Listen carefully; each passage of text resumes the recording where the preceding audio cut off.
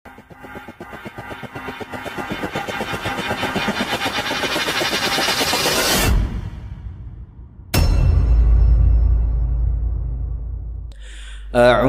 billahi minasy syaithanir rajim. Bismillahirrahmanirrahim. Berilah aku nasihat. Dan beliau menjawab, jangan marah. Beliau mengulanginya beberapa kali dan berkata lagi, jangan marah.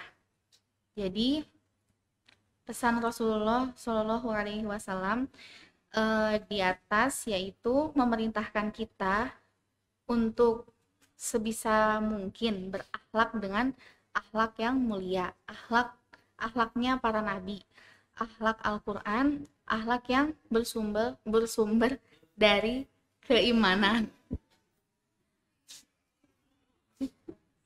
Jadi jangan biarkan diri dikuasai oleh kemarahan. Hasan al-Basri berkata, 4 perkara, siapapun yang dapat melakukannya, tentulah Allah akan menjaganya dari setan dan dijauhkan dari neraka. Yang pertama yaitu orang yang mampu menguasai dirinya ketika merasa ingin. Yang kedua, merasa takut, orang yang merasa takut. Yang ketiga, ketika birahinya bergejolak. Dan yang keempat yaitu ketika marah. Nah, kemarahan adalah kelemahan, sedangkan kesabaran adalah kekuatan. Jadi, cepat marah itu tanda lemahnya iman seseorang. Meskipun badannya sehat dan lengannya kuat, tapi ketika ia cepat marah berarti dia sedang lemah imannya. Nah, di sini siapa yang suka cepat marah? Ya. Nah, kita juga sering mendengarkan ya. Nah, kita juga sering dengarkan ya sabda Rasulullah Shallallahu Alaihi Wasallam, orang yang kuat itu bukanlah orang yang pandai bergulat, tapi orang yang kuat itu adalah orang yang mampu menahan amarahnya gitu. Nah, penyebab marah itu apa sih? Penyebab marah itu yang pertama sombong, yang kedua merasa tinggi hati ya. Yang ketiga bangga diri. Yang keempat menghina orang lain. Yang kelima banyak bercanda. Nah, banyak bercanda juga bisa menyebabkan kemarahan, suka berdebat dan ambisius.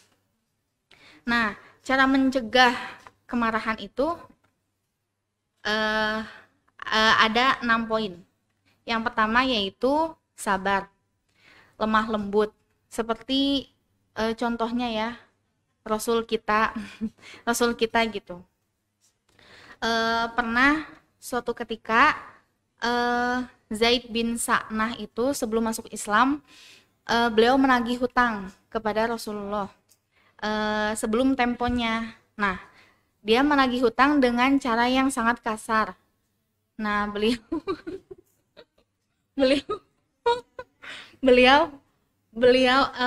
menyikapinya dengan lemah lembut gitu ya, dengan senyum aja. Nah, terus datanglah Umar yang mendengar Zaid bin Sa'nah itu berkata kasar gitu ya dan menghardiknya. Nah, Rasulullah malah memarahi Umar gitu. Katanya gini, hai Umar, dia itu nggak butuh perkataan kamu yang seperti ini. Lebih baik kamu menyuruh aku untuk melunasi hutangku dan menyuruh dia menagihnya dengan lemah lembut. Nah, sikap Rasulullah yang seperti ini tuh salah satu penyebab Zaid bin Sa'nah masuk Islam. Insya Allah ya. Yang kedua, cara mencegah amarah itu dengan kita mengingat-ingat Keutamaan memendam amarah itu apa? Imam Ahmad, Abu Dawud, Tirmizi dan Ibnu Majah meriwayatkan bahwa Rasulullah Shallallahu Alaihi Wasallam bersabda, barang siapa yang menahan amarah dan ia sebenarnya mampu untuk meluapkannya, maka pada hari kiamat kelak ia akan dipanggil Allah di hadapan semua makhluknya. Lalu ia disuruh memilih bidadari yang ia inginkan. Masya Allah, mau kan ya?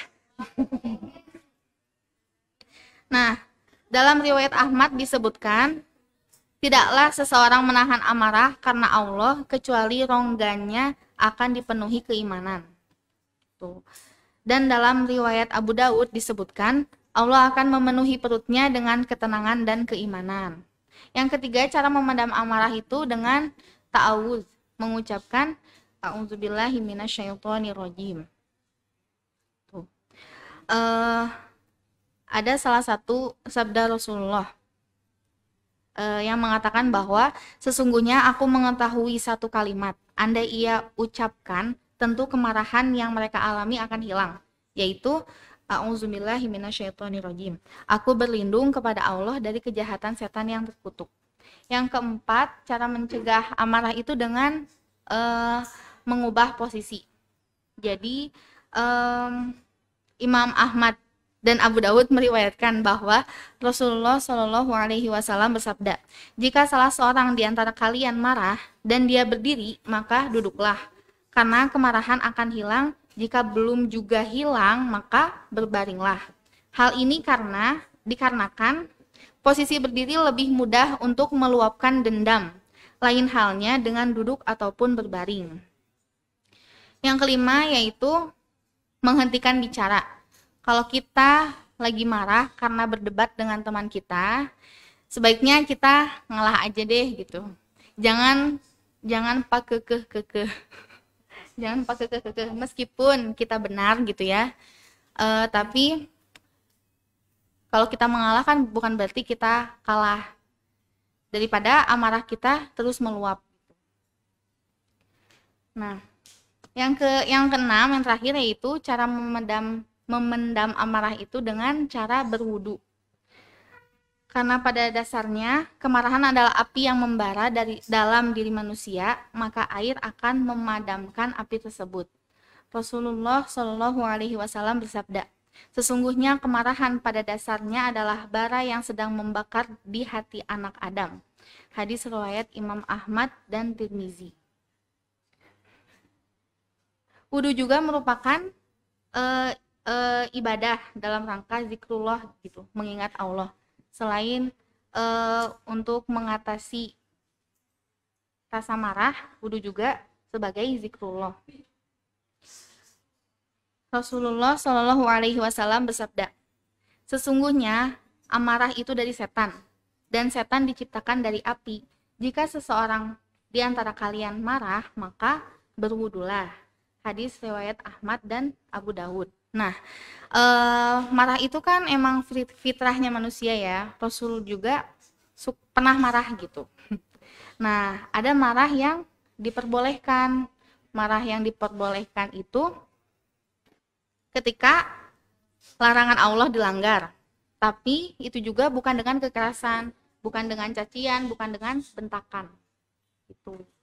Nah, terus orang yang marah itu bertanggung jawab atas perbuatannya.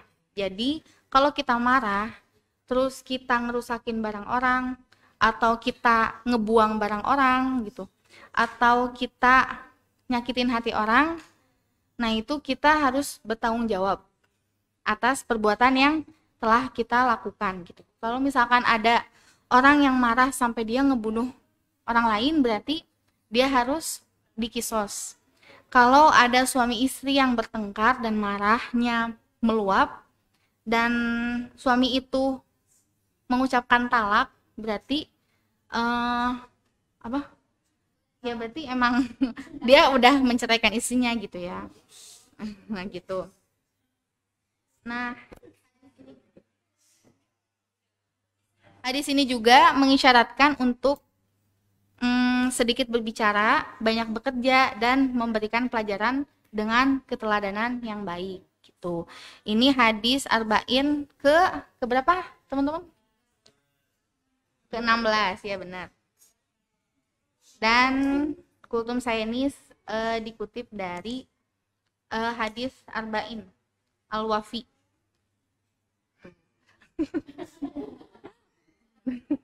Mungkin cukup sekian yang bisa saya sampaikan, saling mengingatkan ya, karena tujuan kita itu kan sama-sama ke surganya Allah ya. Jadi sama-sama mengingatkan jika ada temannya yang marah karena hal-hal sepele, tolong ingetin tentang hadis ini. Sebutin aja hadisnya. Gitu. Mungkin cukup sekian yang dapat saya sampaikan. Kurang lebihnya mohon maaf. Dan yang terakhir, Rabbana atina fid dunya hasanah wa fil akhirati hasanah wa qina adzabannar. Wassalamualaikum warahmatullahi